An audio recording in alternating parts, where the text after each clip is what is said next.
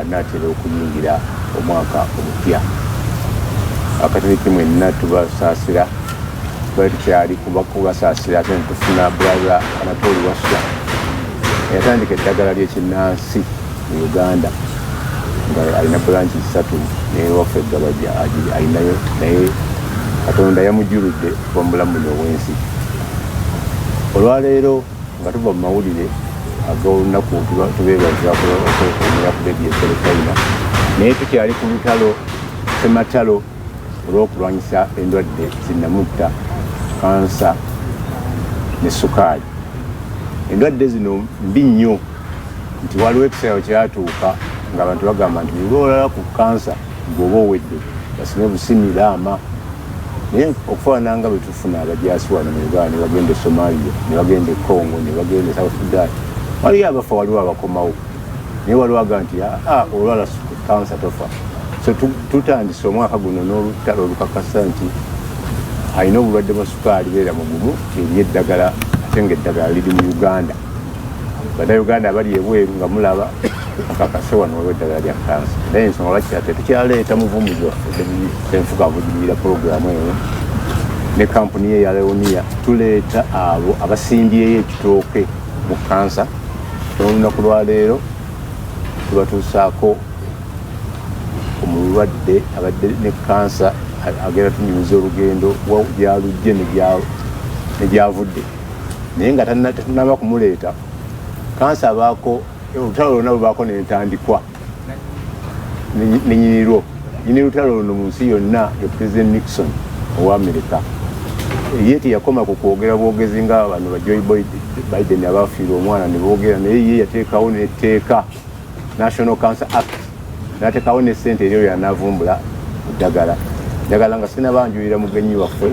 nsooke mulabe ku vidiyo n'olutalo ekitundutundu kyalwo eyalulwana n'etteeka engeri tugende mu maaso n'omugenyi waffe owaleero tova wootudde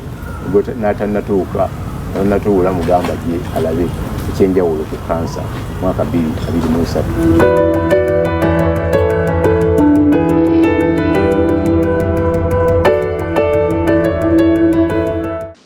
Members of the Senate, members of the House, ladies and gentlemen, we are here today for the purpose of signing the Cancer Act of 1971. And I hope that in the years ahead that we may look back on this day and this action as being the most significant action taken during this administration. It could be, because when we consider what cancer does each year in the United States, we find that more people each year die of cancer in the United States than all the Americans who lost their lives in World War II. This shows us what is at stake. It tells us why I sent a message to the Congress, the first of this year, which provided for a national commitment for the conquest of cancer, to attempt to find a cure. And now, with the cooperation of the Congress, with the cooperation of many of the people in this room, we have set up a procedure for the purpose of making a total national commitment. I'm not going to go into the details of that procedure, except to say this. As a result of what has been done, as a result of the action which will come into being as a result of signing this bill, the Congress is totally committed to provide the funds that are necessary, whatever is necessary, for the conquest of cancer. The President is totally committed. We have a presidential panel headed by Benno Schmidt, which will report directly to the President, so that the President's influence, whenever necessary, can be used to reach this great goal. Finally, I should emphasize, as Benno Schmidt mentioned just a moment ago, that we would not want to raise false hopes by simply the signing of an act. But we can say this, that for those who have cancer and who are looking for success in this field, they at least can have the assurance that everything that can be done by government, everything that can be done by voluntary agencies in this great, powerful, rich country now will be done. And that will give some hope and we hope those hopes will not be disappointed.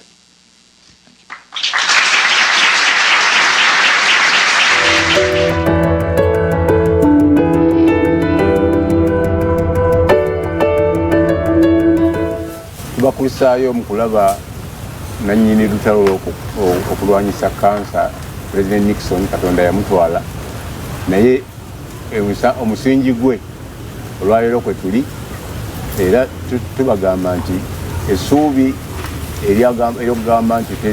kansa tawonya weeri oluvannyuma tugenda kubanga tubategeeza ebika by'abantu bye twakaleeta ku kansa naye katusooke tulwanjulire omugenyi waffe Mwami Samuel Serugiba Kiwanuka Samuel Serujumba Kiwanuka mpadde neyanjo erinyo lisobezza genyizo gasobya nemanya erimu kugo Esaalongo ababuuzeeko tutandike olugendo tuliko tutongedde okuva ku lutwatandika mu 2022 bannaffe abatulaba n'abatuuliriza erinnya omanyisa abasajja abanamanya naye gange mangi Kiwanuka Seruyinda Samuel James Saalongo ndi musajja Munamasaka nga ntuula kusaze Masaka nali mukozi wa gavumenti nempumula mu gya gavumenti nga ndi waka Seruyinda beddira ki Lugave ndi muzukulu wa Ndugwa nva mu Mutuba gwa Sebiranda Tutamala budde twawulirako twagendako omuvumbuzi waffe bwekyaza ku BBS mulina ekizibu kya kansa twagala otubuuye yakukwata ddi woyise wonna tulambuye nga tunatuuka wa muvumbuzi olugendo lwange luwanvumu lwatandika mu 2020 mu Disemba omukono gwange guno gwatandika okugyamu obusanyalaze nga butambula bunuma buli kwegamba tebuluma obulanga mulimu sense abazungu bakita irritation tekikuluma naye ngaobula bukola kibugende mu kibegabega kati ngenda mu ddwaliro e Masaka musawo nanga nti obusuwa buyinza okuba nti bwonoonese nanteeka ku physiotherapy ne bapisaako ekyuma ekyamasanyalaze guno ogwa ddyo kati kyavaamu negulekerawo n'okukwata nga sisobola kusitula kantu konna okuva wansi kakati ng'ate nnulwa muno kukya mu kibegabega nga seebaka nakwebaka era natuuka n'okwesabira ku pain killers kati bwe wagira ne ŋŋenda wa Dr. Sebagala naye ali Masaka naye nanteekera ku physio era ekiganiro kusaba nga nti waliwo Dr. Ssennoga wa byansawo buli lwa mukaaga mukugu nnyo ne ŋŋenda wa Dr. Ssennoga nampa eddagala era ne bigaana bwe bigaana nanga nti omanyi nti tufune sikaani ya wano kina kyetagisa kulongoosa tulabe ekyokukola neŋŋenda ne bakusikaani nenkomewo ekifaananyi naga nti problemu eri olina arthritis bwe yakiyita obulwadde buno za arthritis bubeera ndoza bwa magumba kyokka n'omugongo gunumamu naye no wansi tetwatuukayo kati ajja buli wa Saturday ku Sunday ne bwongera okutabuka nengenda mu ddwaliro lyawo naye nti omukugu akolawo abikola ku bino ti ajja lwakusatu olwokuta ne tutuuka ne tugendayo eddwaliro sijja lyatuukiriza kati natuukayo omusawo naŋŋamba nti omanyi okalya ddakadda teddamu akolanga nnyo byebino byera byokiri kati olina okutuula mu ntebe eno eya ero ate webaka ku kitanda kyaffe ekyabwe ekyabasawo kiri bakitopethedico ate totunula waggulu wabula omukono guno gugezeeko okola exercise eno ngaokutambuza bwoti tujja kutereera ajja lwakusatu ku lwokuna nzirayo ekamba ni mu kinaabiro kino kyonna nekisanyalala era ne bagaba neesanyala ddi kakati mwali wange yali waali nakwira banne Kampala sikyatambula olubuto lusanyala ddi gw'omukono tegukyakwatira ddala kakati nga nzija bandeeta Kampala abaana bakola arrangement abasawo tubalabe mu ddwaliro gye banteeka bagana edda ati tugende tufune sikaani y'olubuto ne x-ray y'omugongo tusasuddeyo sente nga bwe zaali era bannange ekikulu kyensaba Katonda abandaba n'abampuliriza Katonda bwakuwa omukisa n'oba n'obumanyi ate n'oba ne kasente weekali n'obuntu bulamu ebintu ebikulu nnyo mu bulamu bwaffe kuba natuukayo obumanyi abaana baategeka abasawo abankolako nga weebali bwa bumanyi kana abaana nobasomesa ate babamu n'amagezi ekyo kikulu nnyo kati ate bagenda okuntwala mu sikaani ntuuka nsanga mutabani wange oyo mulyano waffe yali wali n'alwala nnyo nze namukolako nze mututte mu ddwaliro mukomyewo nze mmanyi ng'akola ku case clinic musanga yali nkyagi wada boyo mu bantwala aga taata kiki nga problème nga banteeka mu byuma zivanzeewo omusawo aga nti amagumba yaga nti akanakani bazita discs nti egumba likoonagana ku gumba linnaalyo waliwo akanankani akatabuka aba kakabebenu kakadwe kakoonako kwekusanyira kuno kwofuna atujja kunjanja bwe nvayo ng'ate banzindika waggulu mu kansa kutuka mu kansa omusawo abaana bange abagobawo nga tubeera naye agamba nankani ti byetuvumbudde naye kyetagisa okujjako akanyama okkiriza olw'obulumi nanga nti nzikiriza netugenda kwegere ku birala addamu emirundi ng'esatu nga mbuuza nga nzikiriza bagendanga naye akanyama kano wandi tujja kagirawo wano tujja genda wa Dokita Kawooya ali Mengo Hospital gyonyina okukagirako ndowooza atwala miliyoni ng'emu tuvaawo netuddayo banzizaayo of course nga bankwatirira bukwatirizi nina mutabani wange ali Bungereza nawuliriza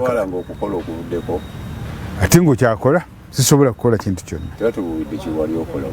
nali ati ndi musajja fama na retired civil servant ndi mulimi ndi mulunzi gy'emirimu gyenkola after retirement kusaza nali kikolera kusaza nali ngenze mu Danida bwe yajja Rakaayi ne bateekawo project bagitanga ya HASP Zamangigata Department Agriculture, Veterinary, Fisheries, Entomology ne za department nga 5 abadanida nga bayise sente kakati nga nze finance controller waaki zigwa okontrolinga nankani eyo mu Rakaayi district nga tuli within nga bansanga nga gyendi mu nankani product bebalonda anaakulira finance mu department zaffe ezo nsi gwe baateekawo tubikola okutuusa lwena ate nedanida nayo nga fezinze ebintu bikoze eki nebukozi nali civil servant nga nina okugenda ne retirement yange tebakanzijaako bantutteeka nzizeyo eka bajja kanzijako nkeera ekiro ekyo nenfuna oba ngiyite vision waliwo kojja wange bamitanga Sseŋŋendo ng'ali Masaka yali alwadde kansa w'emimiro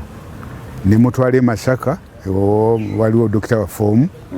n'ali commendinga nti mutwale ekiro bamuggyeko akanyama ne bakamuggyako nga musajja atambula okamuggyako mu myezi ena yali amaze okugenda kakati nga nali nfunyemu ne rumors nti bw'otakulaba oba nga olina kansa kubanga nyeweka nti baali banyina okunjako akanyama ekitegeeza nti baali bazudde nti waliwo ki kansa element muki mubiri we byonna bimanya gye tujjayo mu maaso naye nga nti kati kumakya abaana bakeera tugende na mirembe nembaga sijja kugendayo akanyama tebajja kanzijako kakati lebagandi kakati tukutwalawa konze muntwale wa Ssenfuka Ssenfuka mu butuufu nga simumanyi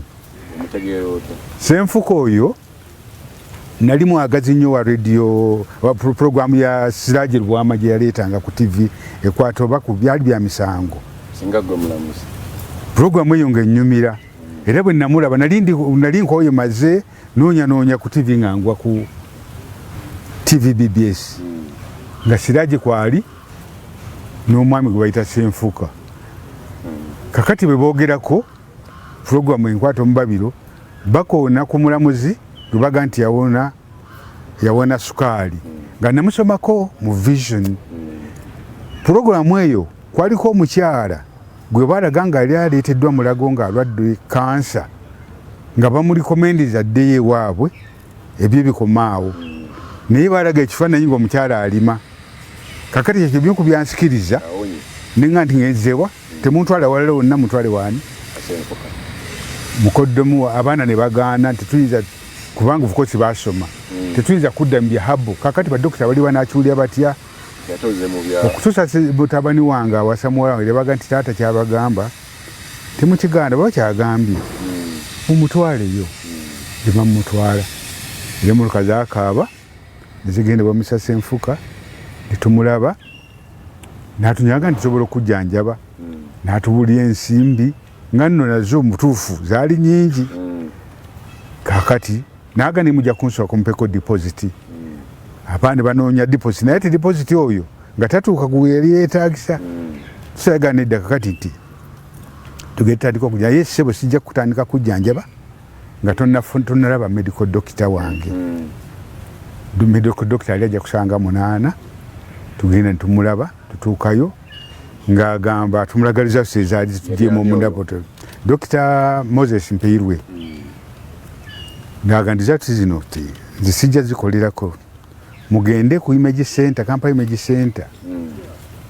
mundeetere scan yaayo ne x-ray tugendeyo ng'ekifaananyi bakinzijjako nkireeta bwe twabireeta abaana bonna nga abaita tuula ku ttebo bweti ng'aga nti muzeeyi ti organizizo nungi naye problemu esooka prostate yo eri waggulu eri 15 mu 15 something eri waggulu nnyo nomo yali badde eri ku 4 ekirala ekibumba kyo kiraka kirimu twakozesaako ku painkillers ne muga nti omukono guno gwannumanga nga seebaka navanga ne mu bedroom neza mu sitting room nenebaka otulonga tuganyi naga nti era nampa amagezi tokujjako obulumi nga bukutta nnyo toddanga okukozesa ki painkillers kakati ng'agamba tujja kutandika okukola kire Masaka toddayo kubanga obukozi nali nfugibwa olubantu abutwali nampa sabiti 2 ojja atandika treatment neya Ssenfuka tubitandikako abatulaba mutukkirize mu Saalongo bwe tuli naye atulaga Samuel atulaga medical forms ze Dr. Sempi laboratory tests laboratory tests okuva mu LMK medical laboratory zakolebwa nga 2 Ogwomwenda 2021 nga ziraga nti yalina gundi za 1500 mwana mwemu ng'omuntu omulamu free of cancer olina kuba 4.4 kati wano kitegeeza nti yali akola ki yali ali ku ssaawa embi naluna akaraka ka 50 bakali kakyaka era kadi scientific nankadi waliwo 3 PSA bagiyise 50 nako weekali nomo ngeri ki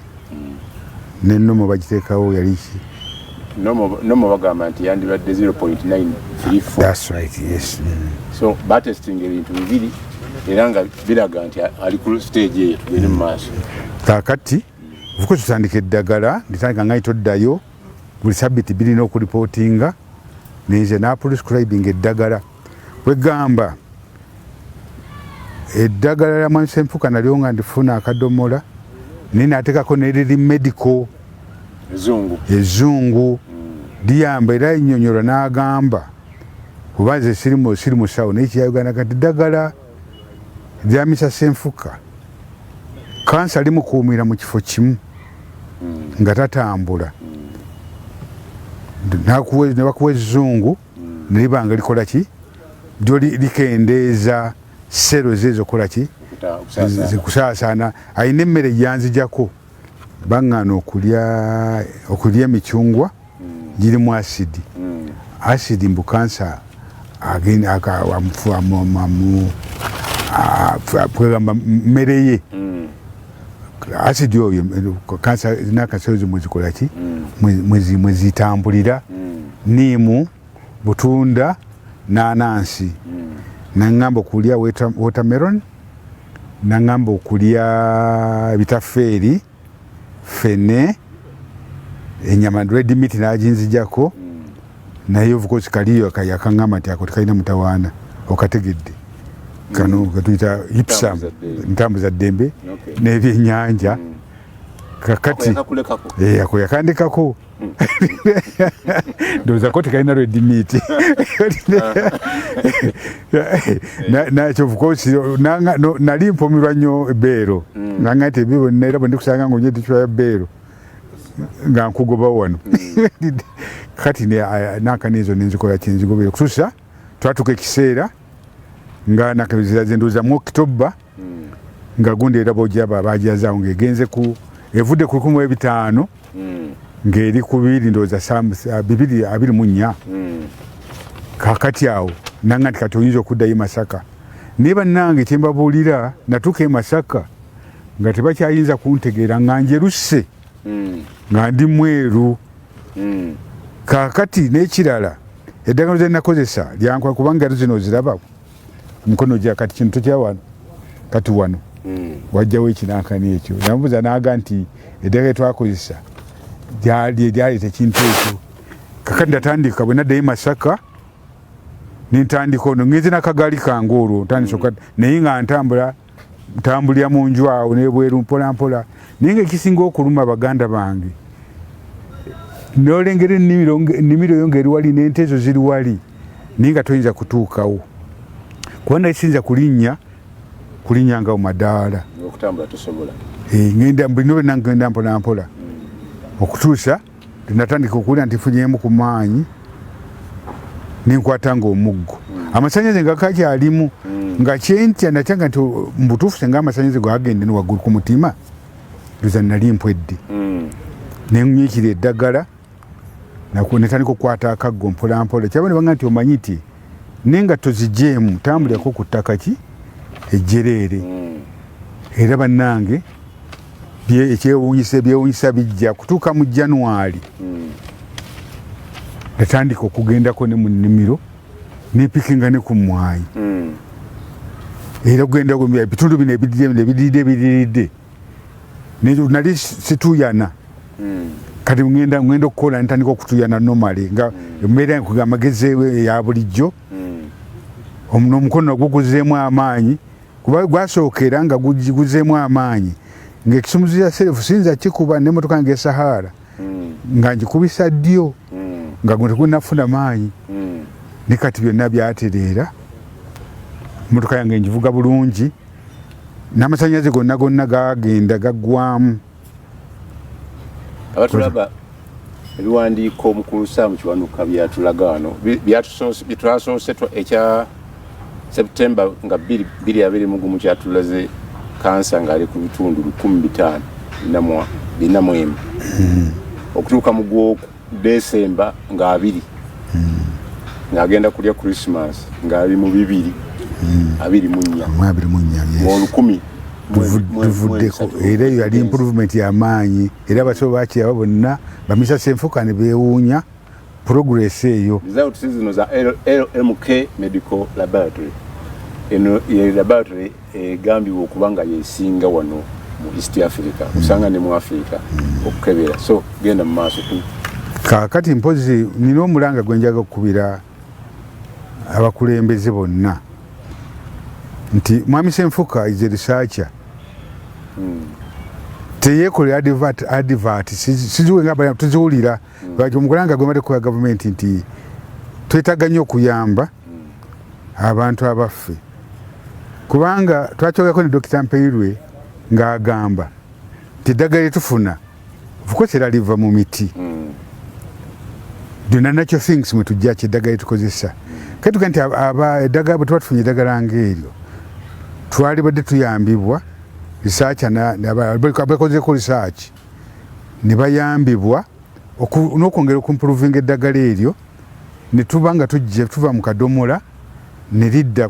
kunankani ku tablets nga ne buli wamu lisangibwawo definitely nga kikola ekyo nekyabano waliwo abasawo abalala sibavumire abeeranga naye era gavumenti ayituta omutawaana okola kubanga olaba olinga alanga funa mu January to January naye nga wali badde weetaaga weeralisa kikudde naye bamuyambe eddagala lyagamba liwonya endwadde ezisukka mu 10 kubanga Mr. Ssenfuka aconcentratinze ku ndwadde 2 sukaali ne kansa. Atulaba mutukirize tuwumulemu katono tugendeko mu bulango bwa bakama baffe. Tukyali ne mukulu Sam Kiwanuka Saalongo ng'ono atubuulidde mulabye speed kansa gye yamukomya nga takyasobola kutambula ambula bagambye mujjako akanyama n'akatyana paka agamba nti yafuna vision naye twagala kumanya zitambudde okuva ku stage eyo atuuseewa. Gwali eno temulowooza nti abantu bano betuleeta tubayita buyisi beereeta bwereesi ate bangi nnyo. Tulina abantu bangi abatajja ku TV batagenda mawulire malala kweranga naye abavaayo omulamwa gwakulaga nti kansa oba tosaddaakiddwa osobola ddala okuwona nga bwe tulina ne Sam. Tukyalina enjawulo tunamanya awunya atuuseewa naye kitulaga nti n'ekirala ekikulu waliwo ebintu byembadde mpuliraawo nti omuvumbuzi Ssenfuka tasobola kuwonya bika byonna naye tubaleetedde ebika bingi. Tubaleetedde breast cancer, ow'omumiro, skin cancer, katulina ne prostate cancer n'ebirala ate abalala tebannabakola kujja. Olunaku lumu poliisi lwerumu olukusa tugenda kuyita bonna abawonyevu abatalina nsonyi gye balaba nga ne constitutional square tubajjaawo tubatwala ekkololo awagazi. So temuvaawo tuwumulemu katono tukomawo ne program obulamu bugagga. Oba togirabye wano genda ku YouTube ku BBS Terefayina oba ku mukutu gwa Leonia otekemu www.leonia.n ojja kugisangako eno n'endala ezikuyiseeko.